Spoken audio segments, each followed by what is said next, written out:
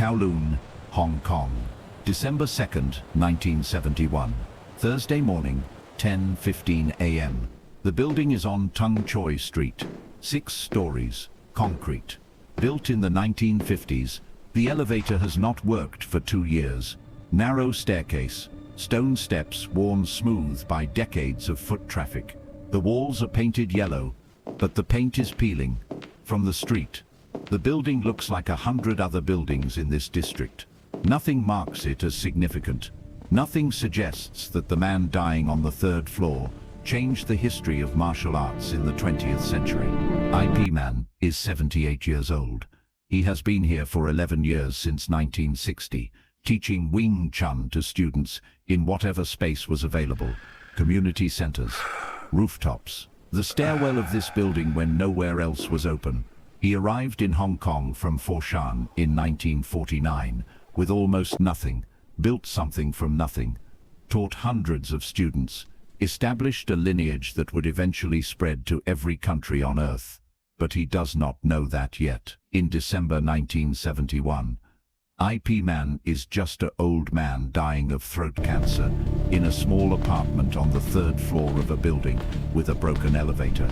The cancer was diagnosed 14 months ago. It moved quickly, too quickly.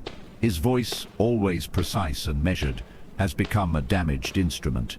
Some days he can speak in something approaching his normal register. Other days the words come out as a whisper that requires complete silence to hear. He has continued teaching as long as he was able. Students coming to his apartment, sitting around his bed when he could not rise. IP Man instructing from a chair, then from a reclining position, then from the bed itself, adjusting to what his body would allow, never stopping until his body forced the stop. Now his body has forced the stop. The last formal lesson was 6 weeks ago. Since then, visitors come.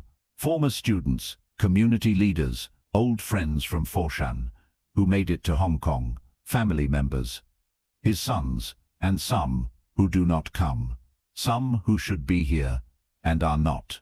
Some whose absence is noticed and discussed in the corridor by the students who have gathered to help with his care. Bruce Lee lands at Kai Tak Airport on the morning of December 2nd. He has flown from Los Angeles. The flight takes 14 hours with a connection in Tokyo. He carries a single carry-on bag. Inside, clothes for 3 days, a notebook, and a small paper bag of oranges wrapped in tissue paper. The traditional gift, the one a student brings when visiting a sick elder. He knows what the visit is. He has been told IP Man's condition. He knows this may be the last time. Bruce is 31 years old. He has been in Hollywood for 12 years, The Green Hornet. Private lessons for Steve McQueen, James Coburn, Roman Polanski, fight choreography for other people's films. His own school, his own philosophy, Jeet Kune Do, the way of the intercepting fist. A martial arts system built on a foundation of Wing Chun, but extended, modified, blended with boxing and fencing and wrestling, and everything else Bruce found useful. A system that broke from tradition so completely that some in the traditional martial arts community considered it a betrayal. Some in IP Man's inner circle considered it exactly that. Bruce takes a taxi from Kai Tak, gives the address on Tung Choi Street. The taxi driver does not recognize him. In December 1971, Bruce Lee is not yet famous in Hong Kong. Enter the Dragon has not been made. The films that will make him an icon are still ahead of him. Here, now he is just a man in dark slacks and a black jacket carrying a paper bag of oranges. He climbs the stairs. 3rd floor. The corridor is narrow, 5 feet wide. Fluorescent light overhead, one bulb replaced recently and brighter than the others, creating uneven light across the hallway. Bruce walks toward the door at the end. He can see light under it, hears quiet voices inside. He is 12 feet from the door when he stops. 3 men are standing in front of it. His path is blocked. He recognizes all 3 senior students, men who trained with IP Man for decades. Men who were in that lineage before Bruce arrived. Wong Tunglap, 52 years old, has taught Wing Chun in Kowloon for 20 years. As students of his own, carries himself with the authority of a man who has dedicated his entire adult life to one art. Chan Xiaoming, 48 years old, the one who organized IP Man's move to this apartment, who coordinates his care, who controls access, and Li Xingqi, 44 years old, the youngest of the three but the one whose feelings about Bruce Lee are the most visible on his face right now. They are standing shoulder to shoulder, not by coincidence, by design. They discussed this, perhaps yesterday, perhaps last week. They have been waiting for this visit. They knew it was coming. Bruce stops, looks at the three men, says nothing, waits. Wong Tunglap speaks first. In Cantonese, his voice is controlled, level, not angry, which makes it worse. Anger would be easier to answer. This is something colder. Sifu is not receiving visitors today. Bruce says, I have come from Los Angeles. I need to see him. Wong says, I know where you have come from. It does not change Sifu's wishes. Chan Xiaoming speaks next. You left. You took what Sifu taught you, and you made something else from it. You mixed it with foreign techniques. You called it your own. You charged people to learn it. You gave interviews saying Wing Chun was incomplete. His voice is flat, not raising. And now you come here with oranges. When he is dying. When it is too late to undo any of it. Bruce stands still, his hands at his sides, the paper bag of oranges in his left hand.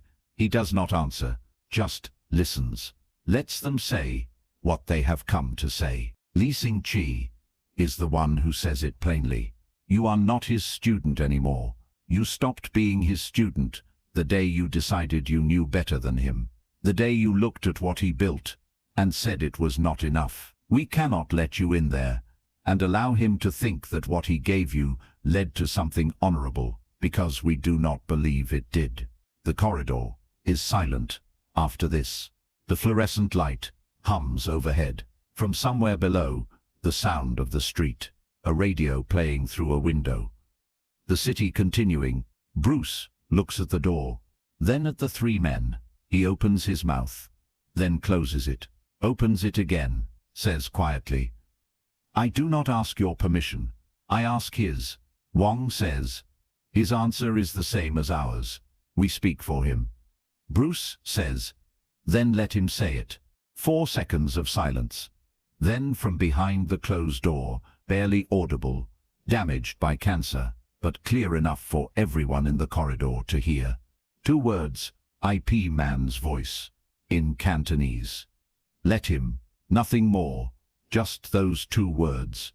But in the corridor, those 2 words move through the 3 men like a physical force. Wong looks at Chan. Chan looks at Li. Something passes between them. Resignation. They step aside. Bruce opens the door. The room is small. A bed near the window.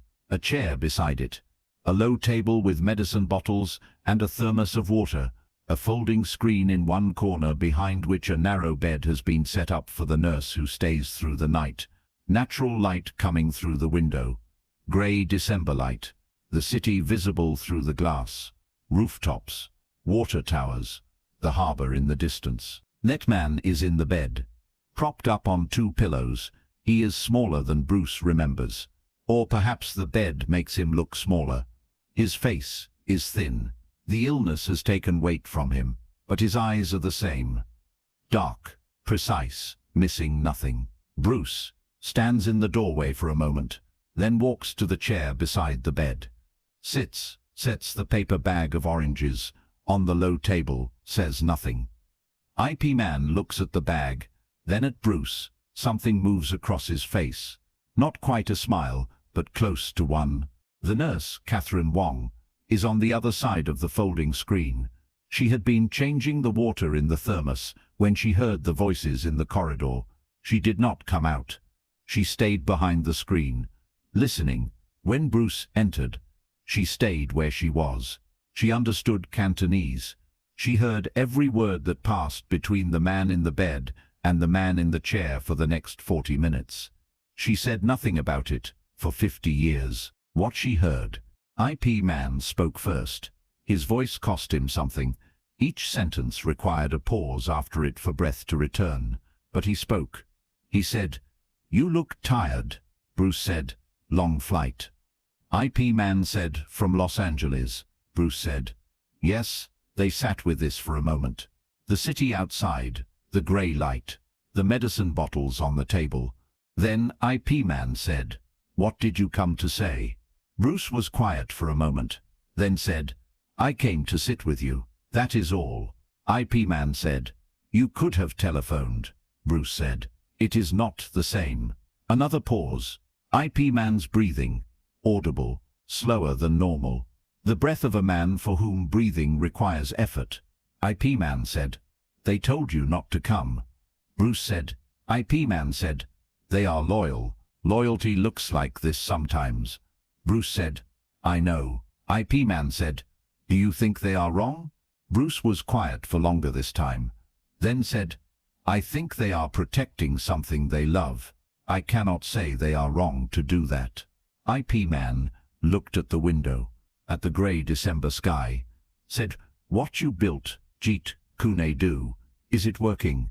Bruce said, "It is honest. I can say that." IP Man said, "Is it Wing Chun?" Bruce said, "No.